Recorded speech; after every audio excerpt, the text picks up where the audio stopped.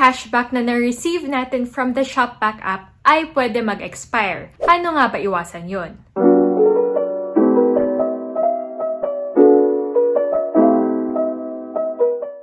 Once you log in on the app, click nyo tong amount. So, makikita nyo dito na the amount na na-earn, which is 390.20 pesos, is na-withdraw na siya. Pero, according to the owner of this account, wala pa siyang wini-withdraw ever.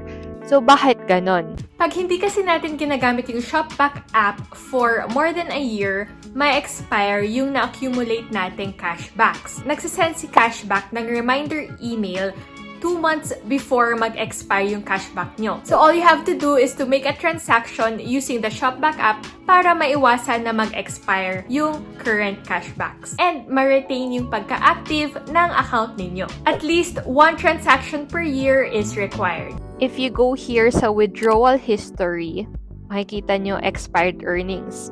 Noong December 11, 2021, may na-expire na 286.15 pesos. And on September 2, 2023, 104.5 pesos. In case your cashback has expired, pwede nyong i-contact yung support nila dito sa bottom right and pwede nyong i-try mag-appeal. We sent them a message to appeal na kung pwedeng ibalik yung na-expired naming cashback. They responded via email and told us na all we need to do is to make a transaction para ma-reactivate yung account. Nung nakapaggawa na kami ng transaction, in-email ko ulit sila and then pre-process naman nila kagad yung request.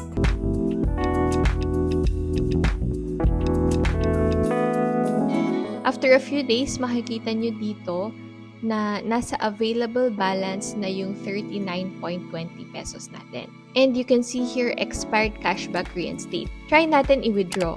Balik tayo sa account and then click withdraw. So, meron tayong nilink na account dito, but then mag-add tayo ng isa pang bank. Click manage and then bank transfer. As you can see here, ang current account natin is Security Bank, pero gusto natin ilagay sa BPI. So, mag-add tayo ng bank. Under bank name, BPI, name as per the bank account, and then account number, click add payment. So, in order to verify the account, may ma-receive tayong verification link on our email. I-verify lang natin and then there you go. So, proceed na tayo to withdraw. Balik tayo and then select the BPI account.